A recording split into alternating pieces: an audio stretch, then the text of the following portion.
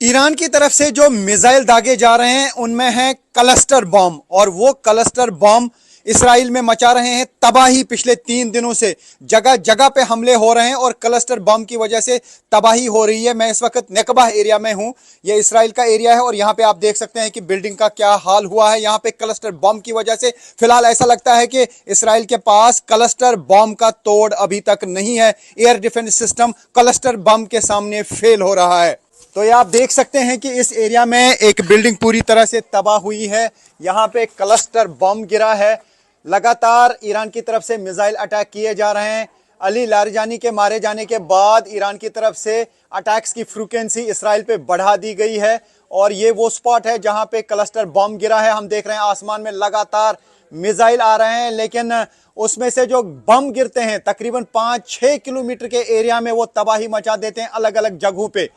Air defence system missile को intercept तो कर पाता है, लेकिन उस मिसाइल से जो बम गिरते हैं वो अलग अलग जगहों पे तबाही मचा देते हैं। तो फिलहाल हम यही कह सकते हैं कि क्लस्टर बम का अभी इसराइल के पास तोड़ नहीं है और ईरान की तरफ से जो ये हमले किए जा रहे हैं ये यहाँ पे तबाही मचा रहे हैं और हम उसी स्पॉट पे हैं जहां पे क्लस्टर बम गिरा है। तो ये आप देख सकते हैं कि बिल्डिंग के अंदर क्या हाल हुआ है। पूरी तरह से ये बिल्डिंग जो है डैमेज हुई है, क्योंकि यहाँ पे जो बम गिरा उसकी वजह से ये बिल्डिंग तबाह हुई है। ऐसा लगता है कि अब ईरान की तरफ से वही वॉरहेड भेजे जा रहे हैं, यानी वही मिसाइल भेजे जा रहे हैं जिनमें क्लस्टर बम है, क्योंकि अगर ये मिसाइल इंटरसेप्ट हो भी जाता है लेकिन उसमें से जो बम गिरते हैं वो अलग अलग जगहों पे तबाही मचा देते हैं। तो फिलहाल ईरान के पास एक बड़ा हथियार साबित हो रहा है क्लस्टर बम, जिसकी वजह से इसराइल में काफी जगहों पर नुकसान हो रहा है।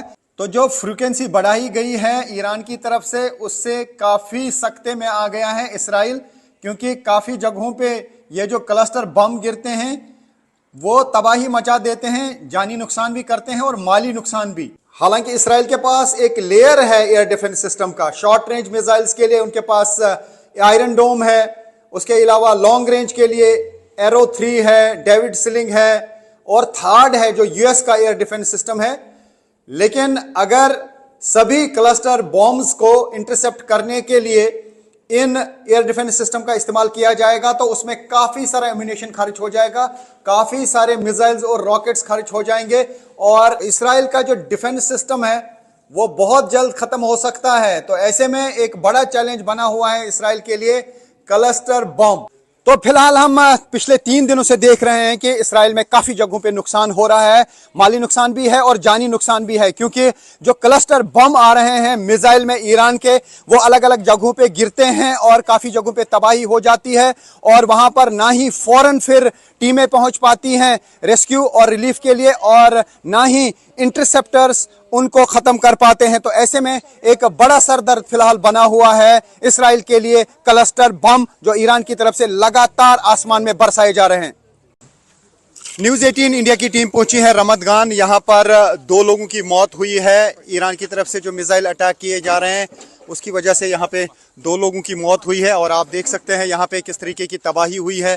ईरान की तरफ से लगातार अटैक्स किए जा रहे हैं और जब से अली लारिजानी की खबर आई और उसके बाद जो है यहाँ पे अटैक्स का सिलसिला तेज़ हो गया है और ये वो स्पॉट है जहाँ पे आप देख सकते हैं कि यहाँ पे कितनी तबाही हुई। 2 लोगों की मौत हुई है। एक कपल यहाँ पे था और बताया जा रहा है कि जब सायरन्स बजी तो वो यहाँ से नहीं निकले और उसकी वजह से जो है उनकी मौत हुई, क्योंकि इसी जगह पे जो है एक बम गिरा और लगातार इसराइल की तरफ से कहा जा रहा है कि क्लस्टर बम्स का इस्तेमाल किया जा रहा है। तो यहाँ पे आप देख सकते हैं कि किस तरीके की तबाही यहाँ पे हुई है। बहुत ज़्यादा तबाही हुई है इस पूरे इलाके में। तो ये वो बिल्डिंग का एग्जैक्ट स्पॉट है जहाँ पे 2 लोगों की मौत हुई। वो यहाँ पर ही सोए थे उस टाइम और वो शेल्टर में नहीं गए थे, हालांकि सायरन बज चुकी थी और अब 2 लोगों की इस स्पॉट पे मौत हुई है। तो न्यूज़ 18 इंडिया की टीम है रियल ग्राउंड ज़ीरो पे। आप देख सकते हैं अब इस एरिया को बंद किया जा रहा है। यहाँ पे बहुत ज़्यादा तबाही इर्द गिर्द देखने को मिल रही है। अब हम देख पा रहे हैं कि यहाँ पे क्लस्टर बम गिराए जा रहे हैं। जो वॉरहेड है उसमें क्लस्टर बम होता है, यानी जो ईरान की तरफ से मिसाइल अटैक किया जा रहा है उसमें क्लस्टर बम होते हैं और वो काफ़ी जगहों पे गिर जाते हैं, जिसकी वजह से इसराइल में तबाही हो रही है। और हम देख पा रहे हैं कि लगातार यहाँ पे अब ईरान की तरफ से मिसाइल अटैक किए जा रहे हैं।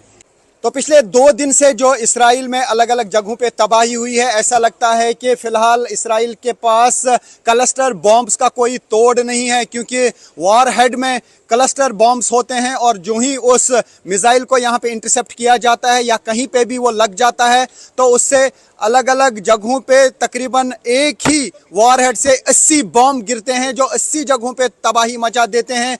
कुछ जगहों पे उनको इंटरसेप्ट किया जाता है, लेकिन जहाँ जहाँ पे भी वो लगते हैं वो तबाही मचाते हैं। फिलहाल रेलवे स्टेशन जो हैं 2 फिलहाल टारगेट किए गए, एयरपोर्ट के साइड से कई जगह टारगेट की गई और जिस जगह पे मैं हूँ यहाँ पे क्लस्टर बॉम्ब गिरा, 2 लोगों की मौत हुई और इर्द गिर्द काफ़ी तबाही हुई है। तो फिलहाल ऐसा लगता है कि यहाँ पर अभी क्लस्टर बॉम्ब का तोड़ इसराइल के पास पूरी तरह से नहीं है, यानी जो ईरान की तरफ से इस युद्ध में स्ट्रेटजी अपनाई गई है क्लस्टर बम का इस्तेमाल करके, वो अभी उनके लिए सही साबित हो रही है।